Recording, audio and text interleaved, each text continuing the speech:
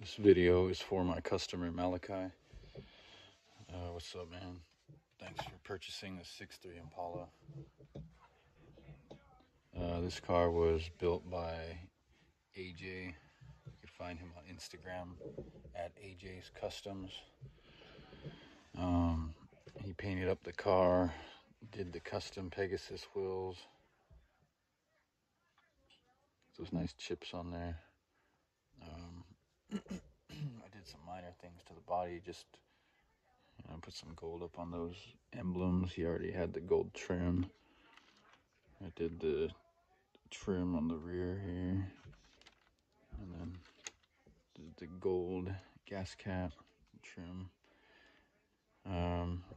When he traded the car to me, I did this trim here too, but when he traded the car and they sent it to me, it already had this MADS suspension on it, so I kind of just did my own little thing to it, did some custom mounts, reinforced it here because it snapped.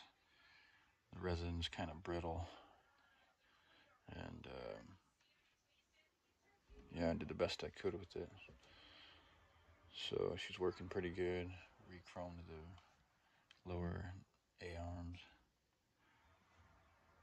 Did some custom mounts, chains. You can see she's been hopping pretty good. So if you want to take the body off, you got to take these screws out. And then you'll need a Allen wrench for this. There should be no reason to take the frame off of here, so you don't got to worry about these. Just make sure those stay on.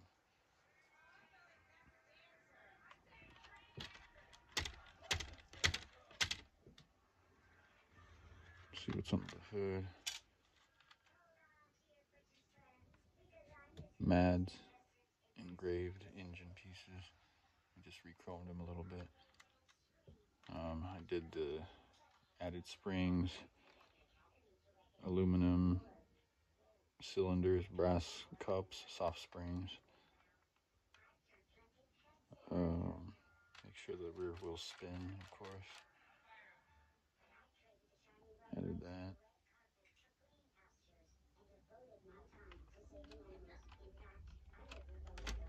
So yeah, let's see what it does. Here's the switch box. 3 switches. Got your quick connect, fit right in.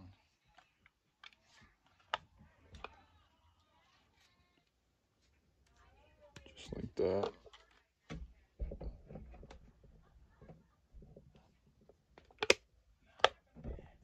And then how you use it, basically, here's these 2 screws right here. Take off the top when you get the batteries out. But you got to be careful, just don't hammer these down and just hold it down, because you'll definitely break the car. So gotta learn how to flick them. Show you. See how I'm kind of flicking it? Be careful, and then it'll stop you when you're maxed out. See, right there, boom, maxed out. You don't want to do it anymore, because you could snap the mount, snap the frame, snap the servo off of where it's mounted to.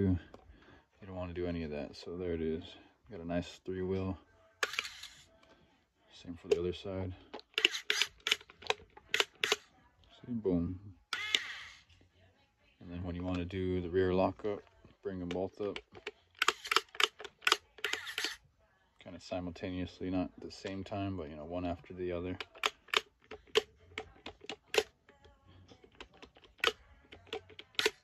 So you just want to make sure it's an even lockup. Chains are tight in the back. See what I mean, even. See, when it sits, it's level for the most part. You don't want it crooked like that. Hops better when it's level. So, it's level too in the front if you push it. So now that it's locked up, chains are solid. It's just up on the switch.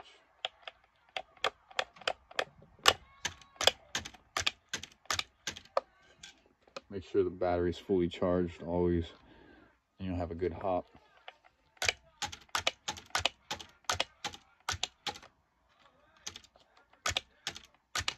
So the more you do this, the more that this string will heat up because of the friction, and the motor itself will heat up too, just because it's natural, you know, when you're using it, because the motor is used to spinning. So when it's being stopped, it tends to heat up a bit quicker for whatever reason. Same with the battery. So just be aware that the more it heats up, the more likely that this line right here, this purple line, see how it goes to this? That connects to the hop motor in the back. So the more you do it consistently over and over, it'll eventually snap. So you'll have to replace that line, but I'll send you with some extra. And sometimes this line snaps, but rarely. All right. So when you want to bring her down, just bring it down like that.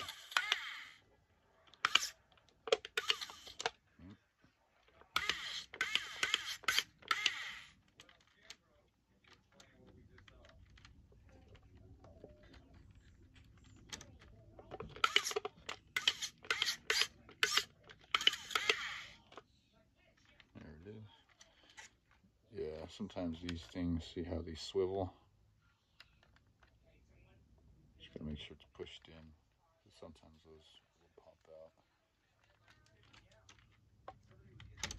out. And if you accidentally go all the way down, it'll just lift it, see? And if I go down, it still lifts it. It's just reversing the string the other way.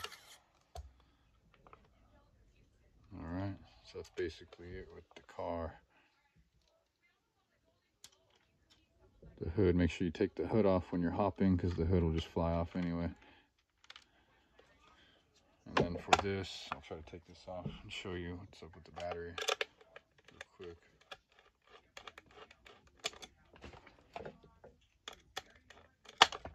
Shit, let me move this car real quick.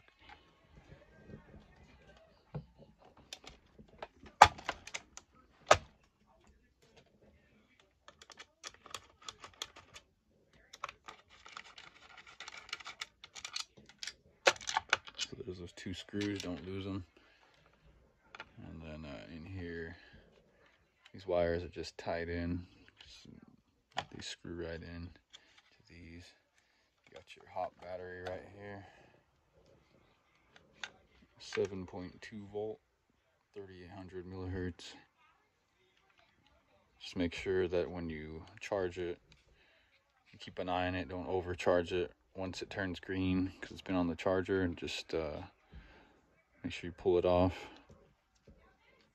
And I'll send you with the adapter and everything for the battery. And there's a 9-volt battery in there powering the servos for the rear lift. Yeah, if you ever need to replace that, you know what to do. Just pull it out, put another one in there, make sure it snaps into those little prongs good. And you should never really need to disconnect this connector for the rear, for the 9 volts, so just leave it connected. This is the only one you'll need to disconnect if you need to charge it. Pop that out right there. And then your charger, here's your charger. When you plug it in, it'll turn green like that. Make sure you plug it in first, then plug in the battery. And then here's this connector, custom connector. Kind of ugly, but whatever. See, just leave that connected so you don't lose it. And then, so you could use this to charge other RC batteries as well, different connectors. So you just plug that in like so. And then you can see this one's not charged up all the way, but it's strong enough to make it hop. So be wary that if you push down on the hop switch, it might be like a super strong hop, because it's basically already wrapped around the shaft, so it's just tugging on the string with a strong battery. So when you hit it down, it's gonna do a full wind up and pull the string super hard, and you know, might break some shit. So just be careful. If you ever break anything, you just let me know and I'll fix it for free. You just pay for shipping it back to me, all right? If you ever need help, you hit me up anytime. I'm always there for my customers, you know, whatever you guys need, I'm here to help, not burn anybody. All right, so I'll send you that battery, of course.